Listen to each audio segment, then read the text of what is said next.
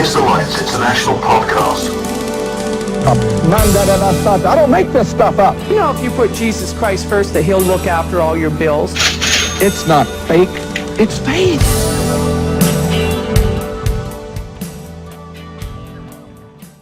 Hello, and welcome to the latest episode of the Atheist Alliance International podcast. I'm your host, Jason.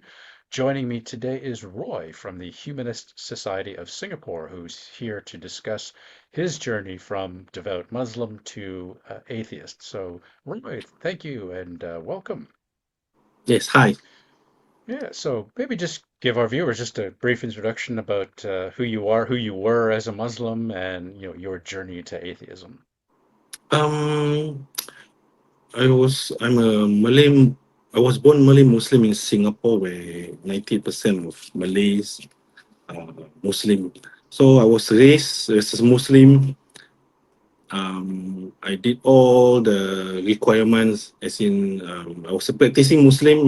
I don't eat pork, don't consume alcohol, pray 5 times a day. But then it was way until my mid-20s where I started to question certain things about religion, and then I come to the conclusion that probably religion is good, but it's not for me. So that's where I started to look outside of religion, and try to find a meaningful way how to live my life. And I found humanism, atheism. Then I realized that, okay, probably this is the values, the principles that I want to live my life by, rather than practicing an ancient religion where people are just following what has been done thousands of years ago and not questioning the rationale behind it, such as eating pork or alcohol, all those prohibitions and everything. Because eventually I realized that life is an experience. You need to live a life, to enjoy the things in life, to be able to say that, okay, I've lived a good life, rather than having any restrictions bounded by the religion that you were born in. As in Singapore, there's also a freedom of religion. So I've come to the conclusion that, eventually, with or without religion, I can still be a good person. So I don't need to, be trapped in a certain dogma that makes me do things that I don't want to do, or stop me from doing things that I want to. Right. And was there a triggering event for you that made you start to question your Muslim faith? Triggering, it's probably not a single issue that makes me start to think about religion.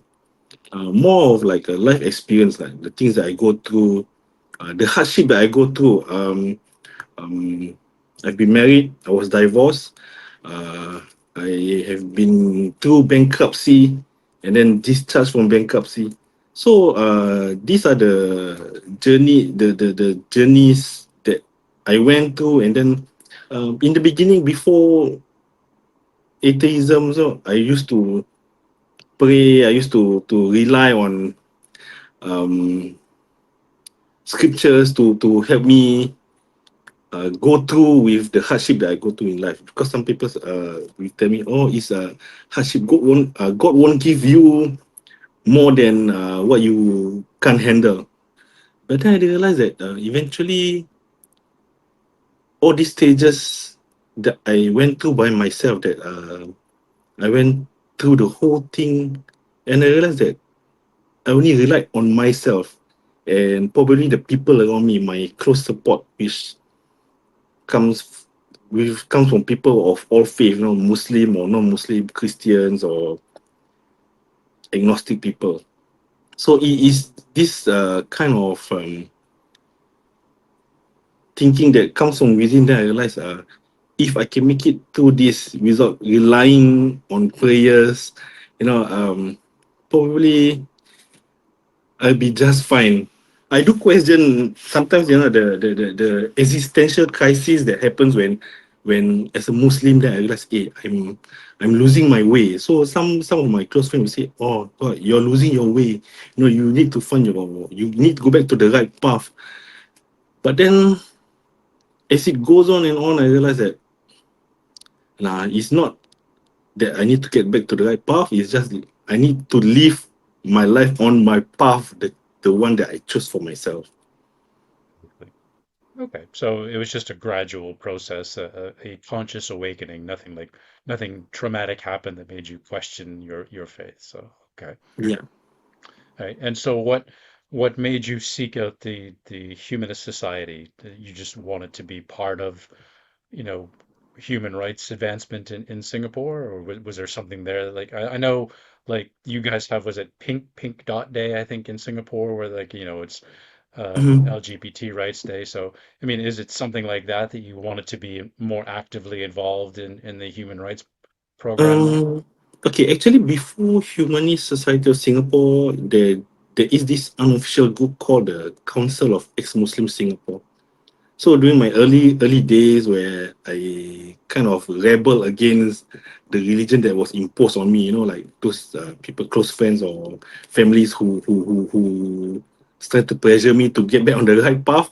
I found this Council of Ex-Muslim Singapore, CEMSG, um, which is a small group of ex-Muslims who realize that religion is not for them, and they have this struggle that they go through with their families, with their friends. So it's like that kind of bonded together, trying to find a identity away from Islam. Um, So it's from this Sam's group that I found that okay, it's a support group that helps people to handle, like those emotionally, physically, if they are being abused by family members or whatever. It's also from there that I found out that okay, in Singapore it's actually legal to do a renunciation of the Islamic faith through statutory declaration, which you just have to And this is get a done. government, a Singaporean government thing. So this is an official document that you need to get notarized by a commissioner of oath, which then you submit to the Islamic Association of Singapore. They call it the MUIS, MUIS. So from there, then when you register your renunciation, then the organization will acknowledge, okay, they take note that you have renounced the faith, and these are the certain things that you have to be aware of, like you have to know that when I die, I won't be able to be buried in the Muslim cemetery, or if there's any of my Muslim family members who died, I'm not able to claim any inheritance if I'm part of their Really? close family members and everything. So this is the Really? yeah. How So can they dictate inheritance? That's none of their church's um business. in Singapore, it's quite unique because there's a two different law system. There's a civil court system, and there's also the Sharia court system, which caters to Muslims in Singapore. So if a Muslim passes away, his inheritance is um, divided according to the Sharia law through faraid. So if I renounce, so that when I renounce, they should I have to realize that I'm not able to make any claim unless if they have done a will Okay, or that makes separated more any sense. asset asides that includes me as a beneficiary. Sorry. So these are the things. So no, I mean this group SAMS provides like moral support, questions, legal. As in there are also cases where those people who converted to get married to a Muslim in Singapore wanted to renounce after they got divorced, that kind of thing. So from SAMS itself, that a lot of few members found out the existence of this Humanist Society of Singapore, which aligns to our principles and values of non-religious entirety. So it's like um, an atheist organization that they can rely on for support or whatever thing if there's like anything that they need. But also it's a kind of a community, because sometimes people rely on um, people around them. You know, this support system where you don't feel like you're alone. So the people of the same mind, similar values. So that's for me. That's how I found out about the Humanist Society of Singapore. Through the Council of Ex-Muslim. And so the Council of Ex-Muslims provided you with, like you said, support and counseling and advice. That's a useful service for people. So how do you know how long they've been around? It's been around quite a long while, but then I mean, it started out as just a Facebook group. It's not an officially registered group because there is a certain stigma with the organization having the word ex-Muslim. So these are the kind of thing that probably might trigger religious societies. So they didn't really get registered, but it's an official group, which I have been a part of since 2010. So eventually, I became one of those people who provide support. You know, there's a Telegram chat where people will come in and ask questions about how to renounce, about the problems they might face, you know, and how to get help. So I mean, being inside the group for quite some times, I and being through a lot of things myself, I'm able to help them, give proper advice. You know, especially if they are facing like abusive families or whatever. And how did your family take it when, like, did you have some support from some members and ostracized by others, or like how in general, how was your family's reaction to your Okay, renunciation? in general, my renunciation is actually quite low key. Um, Actually, before I found out about the official renunciation, which I did in 2017, the first thing that I did in 2007 was change my name. So I was born with a Muslim name, which I changed through a deed poll. And then there are family members who are curious, why would why would I abandon the name that I was born with to adopt a new name?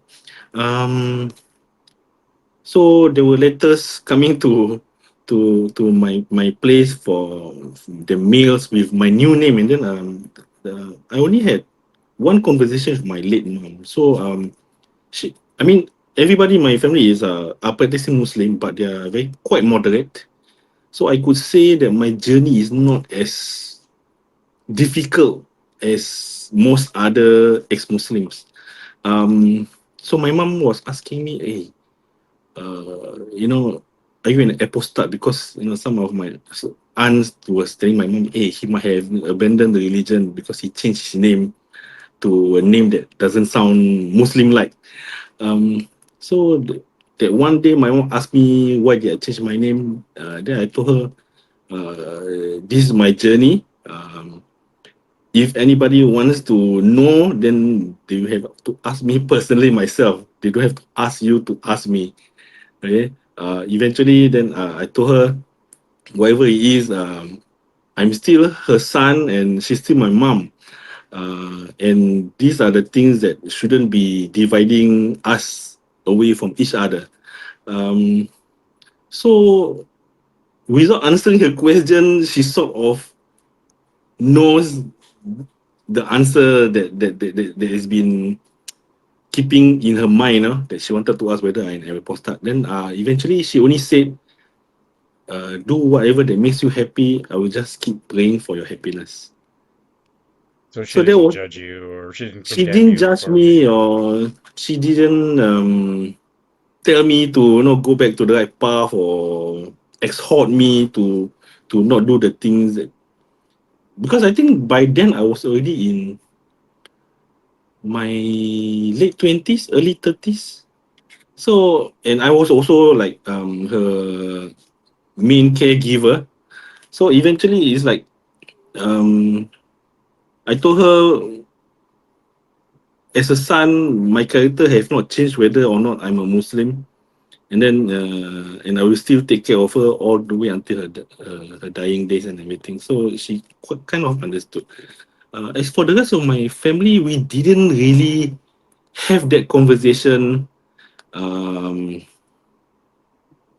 on a personal level. But being moderates that they are, they do understand that sometimes this is a journey that I have to go through my own. But then slowly I did break the news to my younger sister. How I deal with it is if like I mean when my mom passed away, when my late brother passed away, I keep saying that, when we're having our conversation, I keep telling them, so when I die, I do not wish to be buried again. And I've already made a pledge to donate my whole body. So eventually, I don't want anybody to go through the difficulty of trying to find a place to do my burial or do a funeral for me. Just know that when I pass away, that the hospital will come and claim my body, and then let them do whatever they want to do with it, because I already did all the necessary paperwork. I did all the necessary things that need to be You're, done. do- you're donating your body to the medical science to be Yes, studied, basically. Yeah, I already yeah. done the pledge. So I have like organ donation card that I keep with me lah. No matter what happens, and everybody will know. Okay. It's very noble of you. So thank you for that.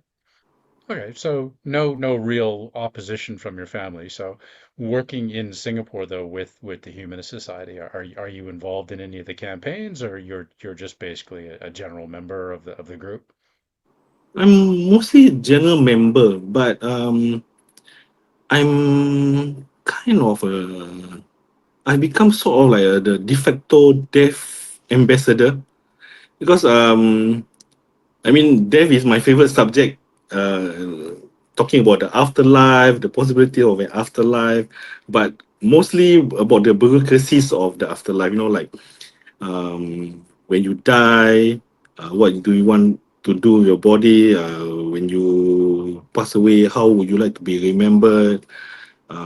So in the group chat, like, of the human society, mostly if there's any discussion about death, I'll be the person who's like trying to advocate um organ donation, um trying to encourage people, especially those people who have religious family, who doesn't want religious funeral. So I'm always like telling people, okay, have you done your, organ donation? Have you done your will? Have you done your um, nomination for your inheritance? Have you done your paperworks? As in, if you are not close to your family, there's somebody else that you want to take over your assets or take care of your affairs and everything. It's not just the inheritance part. It's also like pre-death, like what happens if you're incapacitated.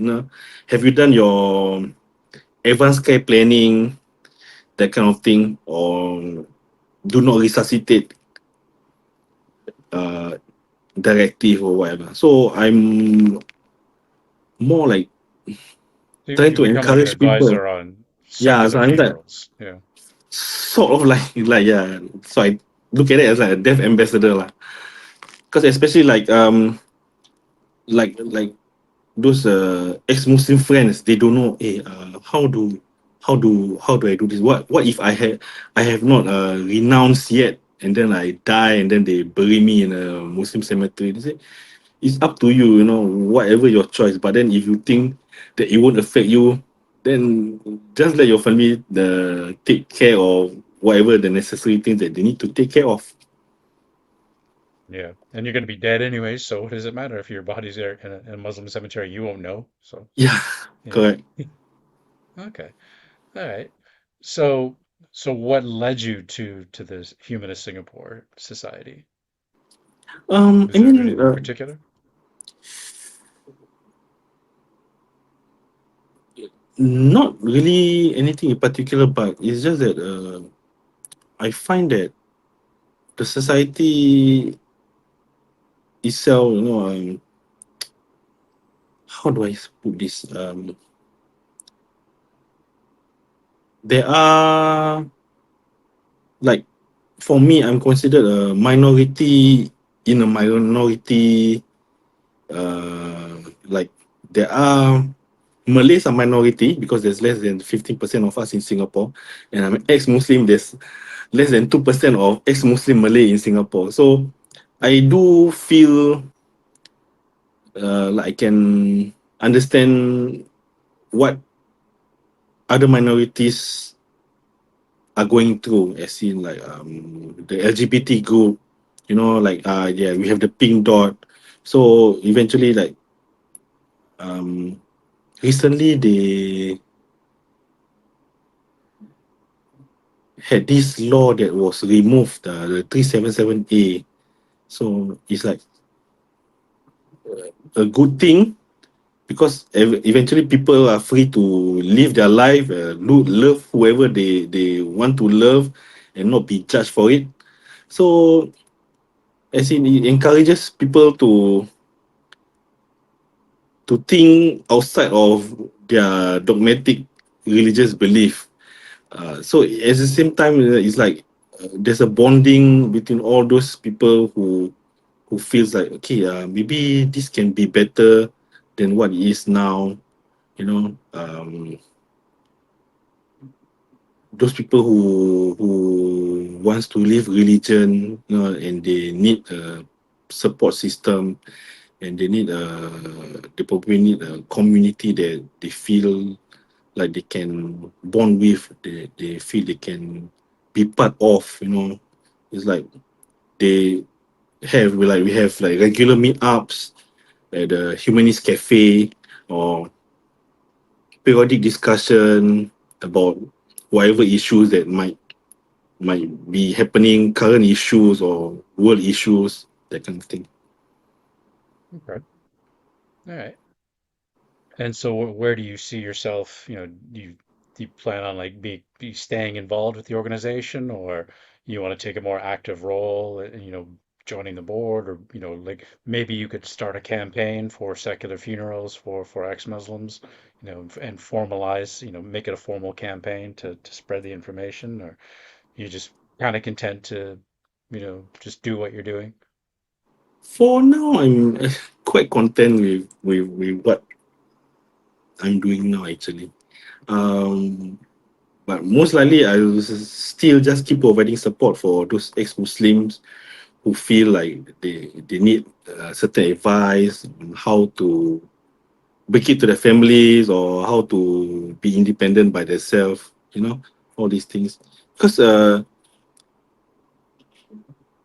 eventually, those people who are not religious and then are not practicing, and then some people just can live their life that way, but some people feel like they need to get out of the cage that they are born into.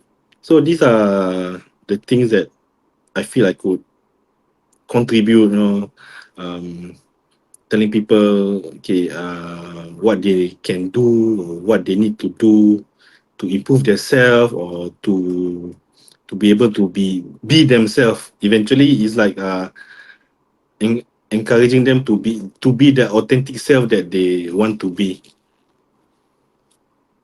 Okay, well, that's very noble of you. So, all right. Any other any wisdom you'd like to share with anybody who is an ex-Muslim or thinking about leaving the Islamic faith? Any thoughts you'd like to share?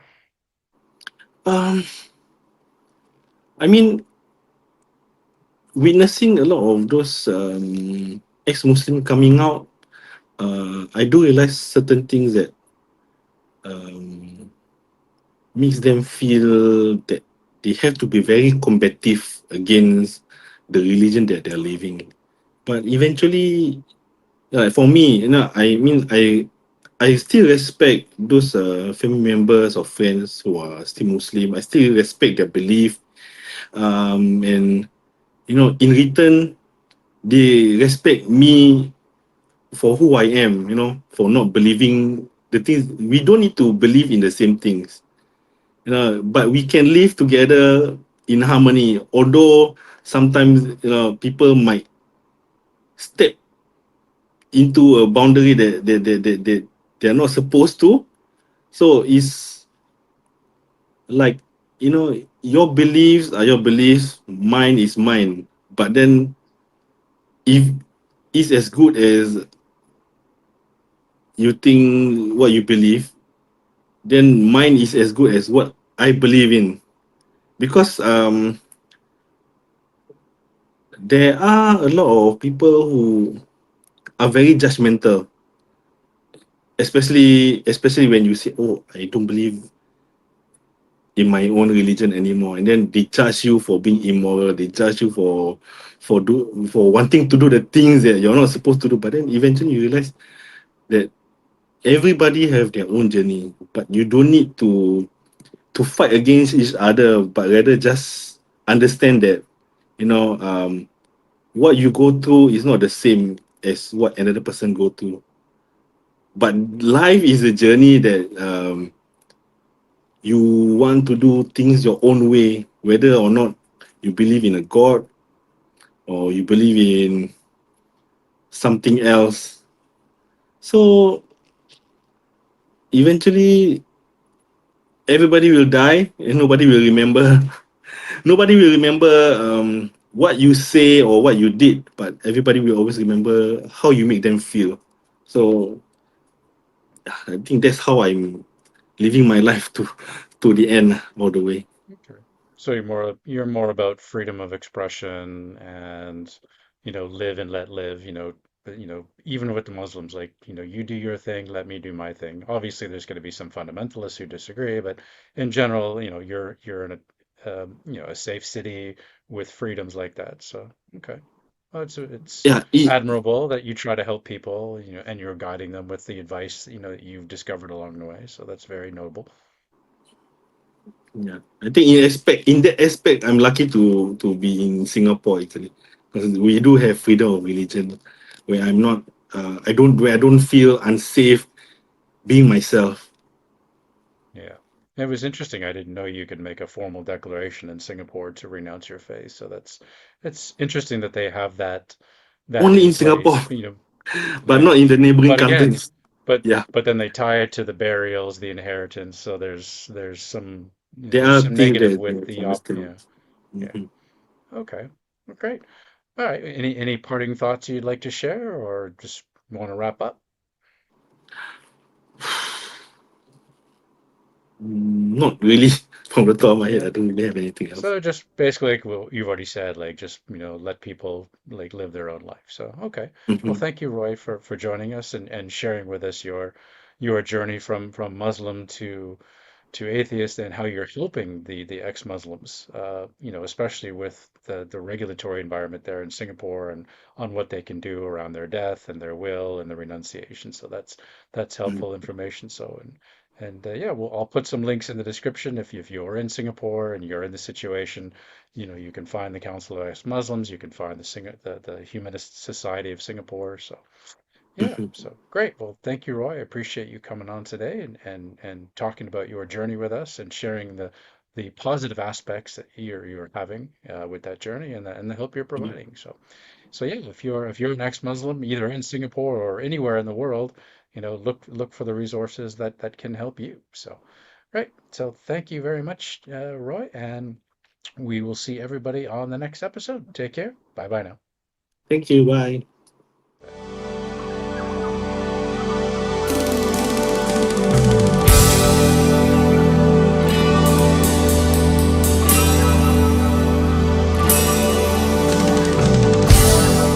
Okay, thanks for listening, and don't forget we're on YouTube, so follow us on YouTube. Just search for Atheist Alliance International and please subscribe and hit that notification bell. We're also on all of your favourite podcast platforms, so make sure that you follow us on there as well. See you next time.